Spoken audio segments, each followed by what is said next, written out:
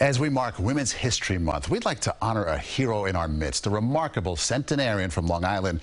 She rose above bigotry and backlash to become the first black nurse in the desegregated Army in World War II. CBS 2's Jennifer McLogan introduces us to Major Nancy Leftenant-Colon, who's never stopped persevering.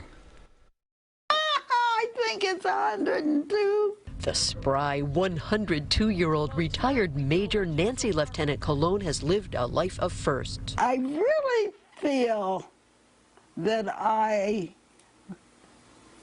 was put here for a reason. The first black woman commissioned into the U.S. Army Corps, the only woman ever elected president of the Tuskegee Airmen. This was what I wanted, and this was what I went after. Her parents, children of slaves, moved their growing family north to Amityville from the Jim Crow South. My mother and father were the parents of 12 children. All 12 siblings graduated Amityville High School. We were here for each other. Through it all, Lieutenant-Colon endured vile acts of racism. Even in her officer's uniform, a white woman spit in her face. I ignored it.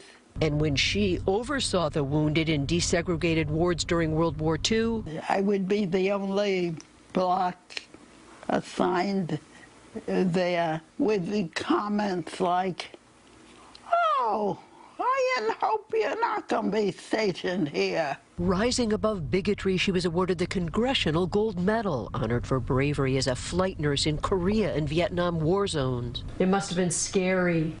Oh, you didn't have time to think about that. During her career overseas, Lieutenant-Colon met Marilyn Monroe, Bob Hope, saying she got to travel the world for free. Retired from the military, she became the school nurse at Amityville High.